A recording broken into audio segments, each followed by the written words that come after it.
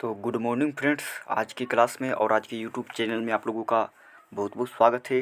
तो जल्दी जल्दी सभी लोग जुड़ें, उसके बाद क्लास को हम लोग आगे बढ़ाएंगे।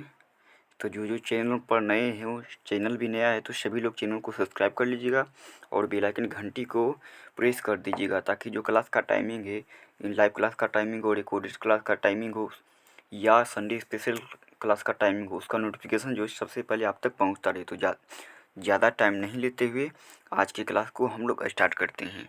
तो आज के क्लास का हम लोगों का पहला क्वेश्चन क्या है कि संगीत किसे कहते हैं। संगीत किसे कहते हैं? ऑप्शन में है गायन, वादन, नृत्य, उपयुक्त में से एक से अधिक या इनमें से कोई नहीं। तो किसे कहते हैं? संगीत किसे कहते हैं? तो गायन को भी कहते हैं, वादन को भी कहते हैं, नृत्य को भी कहते हैं। तो इसका राइट आंसर क्या हो जाएगा? गायन वादन को नृत्य कहते हैं, यानी कि उपयुक्त में से एक से अधिक इसका राइट आंसर हो जाएगा। ठीक है, संगीत किसे कहते हैं? गायन, वादन और नृत्य को संगीत कहा जाता है। ठीक है, चलिए अगला क्वेश्चन देखते हैं। अगला क्वेश्चन क्या है? अगला क्वेश्चन क्या है कि संगीत की उत्पत्ति किससे हुई है? संगीत की उत्पत्ति किससे हुई है? ऑप्शन में मोर, ओम, नाद, उपयुक्त में से एक से अधिक या इनमें से कोई नहीं। तो इसका राइट आंसर क्या हो जाएगा? संगीत की उत्पत्ति किससे हुई है? मोर से हुई है कि ओम से हुई है कि नाद से हुई है कि उपयुक्त में से एक से अधिक या इनमें से कोई नहीं? तो संगीत की उत्पत्ति ओम से हुई है। किससे हुई है?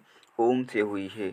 और ओम का अर्थ क्या होता है? अ, उ, म। अ का मतलब ब्रह्मा, उ का मतलब विष्णु और म का मतलब महेश। ब्रह्मा, विष्णु, महेश तीनों। ठीक है, ओम का मतलब तीनों भगवान का नाम इसमें आ जाता है। ठीक है, चलिए अगला क्वेश्चन देखते हैं। अगला क्वेश्चन क्या है कि सर्वप्रथम रचित वेद का नाम क्या है? सर्वप्रथम रचित वेद का नाम क्या है?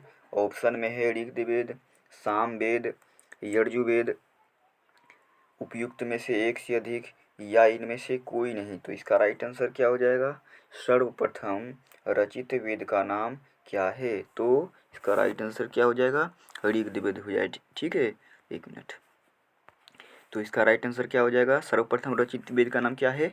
ऋग्वेद है। ठीक है, सर्वप्रथम रचित वेद का नाम ऋग्वेद। का राइट आंसर ई नंबर हो जाएगा। ठीक है, चलिए अगला क्वेश्चन देख लेते हैं। अगला क्वेश्चन क्या है कि दामोदर पंडित ने संगीत की उत्पत्ति किसे मानी है? दामोदर पंडित ने संगीत की उत्पत्ति किसे मानी है? ऑप्शन में शिव, ब्रह्मा, विष्णु, उपयुक्त में से एक से अधिक या इनमें से कोई नहीं। जिसका राइट आंसर क्या हो जाएगा? दामोदर पंडित ने संगीत की उत्पत्ति किससे मानी है? तो इसका राइट आंसर क्या हो जाएगा? ब्रह्मा से मानी है। किससे मानी है?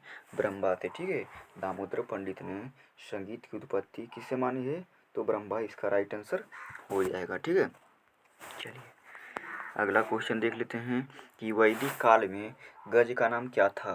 वैदिक काल में गज का नाम क्या था? ऑप्शन में विपंची, सरस्वती, दूषिका, उपयुक्त में से एक से अधिक या इनमें से कोई नहीं। इसका राइट आंसर क्या हो जाएगा?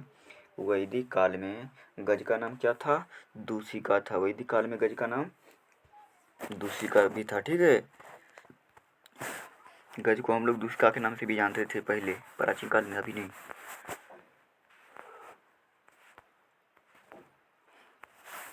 किस वेद में सामगान का संबंध ऋतुओं से जोड़ा गया है? किस वेद में सामगान का संबंध ऋतुओं से जोड़ा गया है? ऑप्शन में है ऋग्वेद, यजुर्वेद, सामवेद, उपयुक्त में से एक से अधिक या इनमें से कोई नहीं। तो इसका राइट आंसर क्या हो जाएगा? कमेंट कीजिए फास्ट। किस वेद में सामगान का संबंध ऋतुओं से जोड़ा गया है? तो इसका राइट आंसर क्या हो जाएगा? यजुर्वेद। किस वेद को सामगान का संबंध ऋतु से जोड़ा गया है? तो यजुर्वेद को जोड़ा गया है। ठीक है, और सर्वप्रथम रचित वेद का नाम ऋग्वेद। और संगीत सामग्री किस में मिलती है? सामवेद में। ठीक है, सारा चीज याद रखना है।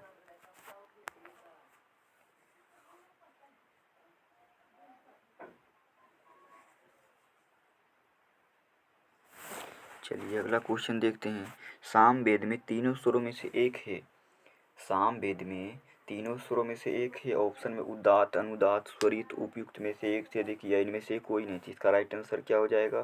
सामवेद में तीनों स्वरों में से एक है उदात्त की अनुदात्त या स्वरित उपयुक्त में से एक से अधिक या इनमें से कोई नहीं। तो उदात्त भी है, अनुदात्त भी है, स्वरित भी है, तीनों है। तो इसका राइट आंसर क्या हो जाएगा? उपयुक्त में से एक से अधिक, इसका राइट आंसर डी नंबर हो जाएगा। ठीक है, उदात्त अनुदात्त स्वरित तीनों सामगान किस, ठीक है। चलिए अगला क्वेश्चन देखते हैं। अगला क्वेश्चन क्या है? विश्व का संगीत पुस्तक के लेखक का नाम क्या है? विश्व का संगीत पुस्तक के लेखक का नाम क्या है? ऑप्शन में भारत, फेनिक्स, ओलासनिज्म, उपयुक्त में से एक से अधिक या इनमें से कोई नहीं। तो इसका राइट आंसर क्या हो जाएगा? विश्व का संगीत पुस्तक के लेखक का नाम क्या है? बताइए। विश्व का संगीत पुस्तक के लेखक का नाम क्या हो जाएगा? ओलासनिज्म हो जाएगा। इसका सी नंबर राइट आंसर हो जाएगा। विश्व का संगीत पुस्तक के लेखक का नाम ओलासनिज्म हो जाएगा। ठीक है, चलिए अगला देख लेते हैं।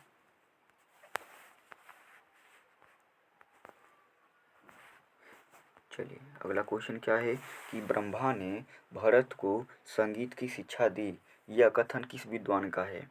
ब्रह्मा ने भरत को संगीत की शिक्षा दी, यह कथन किस विद्वान का है? ऑप्शन में अहोबल, भरत, कोहल, उपयुक्त में से एक से अधिक या इनमें से कोई नहीं। तो इसका राइट आंसर क्या हो जाएगा? ब्रह्मा ने भरत को संगीत की शिक्षा दी, यह कथन किस विद्वान का है? तो अहोबल जी का। किसका है? अहोबल जी का। ठीक है, चलिए अगला क्वेश्चन देखते हैं।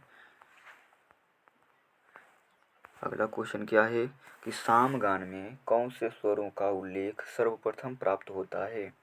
सामगान में कौन से स्वरों का सर्वप्रथम उल्लेख मिलता है? तो शुद्ध विकृत की उदात्त अनुदात्त स्वरित कोमल एवं तीव्र उपयुक्त में से एक से अधिक या इनमें से कोई नहीं। इसका राइट आंसर क्या हो जाएगा? सामगान में कौन से स्वरों का उल्लेख सर्वप्रथम मिलता था?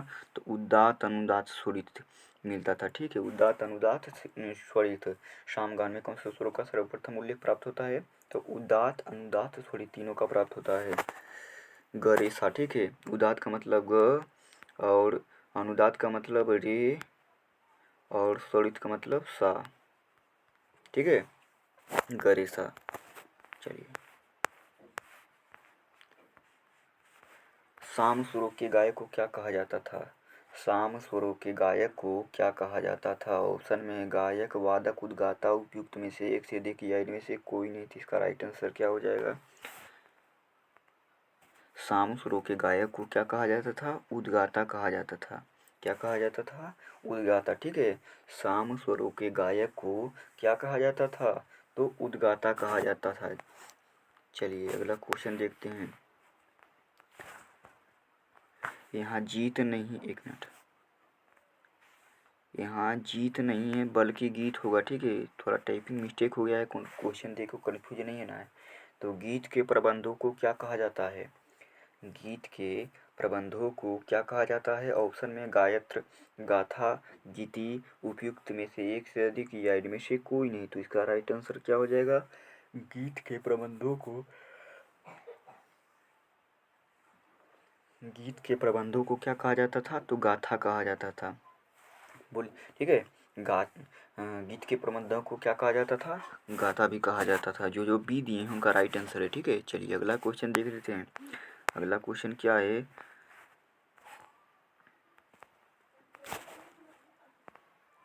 गाथाओं का गायन करने वालों को क्या कहा जाता था? गाथाओं का गायन करने वाले को क्या कहा जाता था? ऑप्शन में गायत्र, गायक, गायत्रीन, उपयुक्त में से एक से अधिक या इनमें से कोई नहीं। इसका राइट आंसर क्या हो जाएगा? गाथाओं का गायन करने वाले को क्या कहा जाता था? गाथाओं का गायन करने वाले को क्या कहा जाता था? गायत्रीन कहा जाता था। क्या कहा जाता था? गायत्रीन। जो जो सी दियों का राइट आंसर। गाथाओं का गायन करने वाले को क्या कहा जाता था? गायत्रीन कहा जाता था। ठीक है, चलिए अगला क्वेश्चन देखते हैं। अगला क्वेश्चन क्या है कि गाथा को अन्य किस नाम से जाना जाता है? गाथा को अन्य किस नाम से जाना जाता है? तो इसका राइट आंसर क्या हो जाएगा? सामगान, गायत्रीन, गातु, उपयुक्त में से एक से अधिक या इनमें से कोई नहीं। गाथाओं को अन्य किस नाम से जाना जाता था?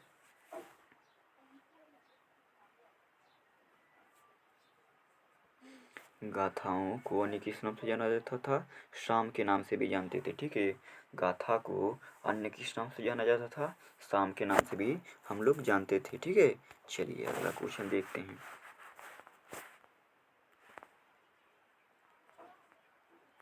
अगला क्वेश्चन क्या है कि उदात्त अनुदात्त स्वरित स्वरों के भेद किसके युग में पाए जाते हैं? उदात्त अनुदात्त स्वरित स्वरों के भेद किसके युग में पाए जाते थे? ऑप्शन में है ऋग्वेद, सामवेद, यजुर्वेद। उपयुक्त में से एक से देख या इनमें से कोई नहीं थी इसकी, तो इसका राइट आंसर क्या हो जाएगा? उदात्त अनुदात्त स्वरित स्वरों के भेद किस युग में पाए जाते हैं? तो सामवेद में पाए जाते हैं, ठीक है।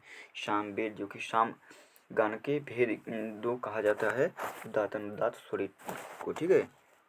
चलिए अगला क्वेश्चन देखते हैं। साम गायक में कितने गायक होते हैं? साम गायक में कितने गायक होते हैं? ऑप्शन में 2, 3, 4। उपयुक्त में से एक से देखिए इनमें से कोई नहीं थी, इसका राइट आंसर क्या हो जाएगा? साम गायन में कितने गायक होते हैं? 2, 3, 4। उपयुक्त में से एक से देख, बताइए। साम गायन में कितने गायक? तो 3 गायक होते हैं। साम गायन में कितने गायक? 3 गायक होते हैं, ठीक है। साम गायन में 3 गायक। चलिए अगला क्वेश्चन देखते हैं। अगला क्वेश्चन क्या कह रहा है कि साम गान में प्रयुक्त स्वरित स्वरों के अंतर्गत आते हैं। साम गान में प्रयुक्त स्वरित स्वर के अंतर्गत आते हैं सामापा, सारेगा, निधापा। उपयुक्त में से एक से देखिए या इनमें से कोई नहीं थी, इसका राइट आंसर क्या हो जाएगा? कमेंट कीजिए फास्ट। साम गान में प्रयुक्त स्वरित स्वरों के अंतर्गत आते हैं सामापा, ठीक है। स्वरित का मतलब सामापा।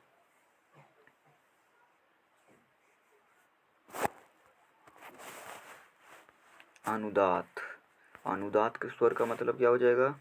अनुदात स्वर का मतलब रेधा, रेगा, रेनी। उपयुक्त में से एक से अधिक या इनमें से कोई नहीं, तो इसका राइट आंसर क्या हो जाएगा? रेधा आता है, ठीक है। अनुदात स्वर है रेधा, ठीक है। चलिए अगला क्वेश्चन देखते हैं। सामवेद में वर्णित गान के कितने भेद, कितने भाग, ठीक है। सामवेद में वर्णित गान के कितने भाग हैं? ऑप्शन में 2, 3, 4। उपयुक्त में से एक से देखिए इनमें से कोई नहीं, इसका राइट आंसर क्या हो जाएगा?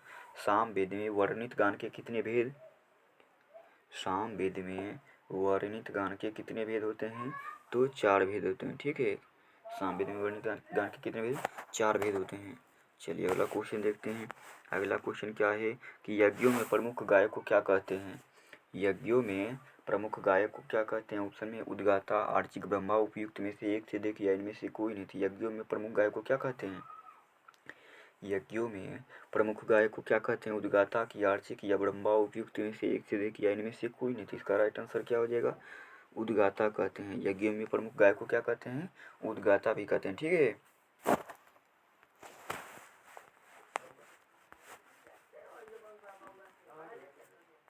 आर्चिक संहिता के गायन की संख्या थी, आर्चिक संहिता के गायन की संख्या थी ऑप्शन में 14,820, 16,820, 17,820। उपयुक्त में से एक से अधिक या इनमें से कोई नहीं थी, इसका राइट आंसर क्या हो जाएगा?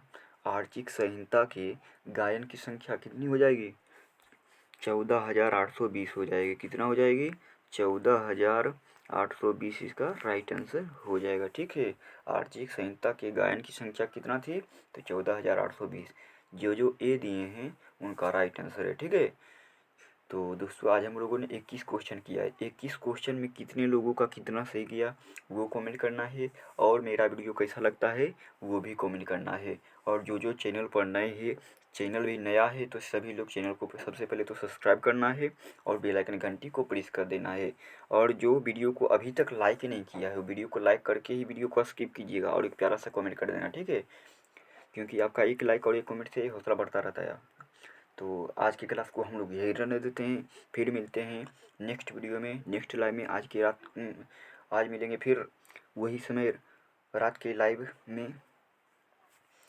तो आज की क्लास को हम लोग यही रहने देते हैं, फिर मिलते हैं नेक्स्ट वीडियो में। तब तक के लिए मस्त रहिए, स्वस्थ रहिए। हर हर महादेव। जय हिंद, जय भारत।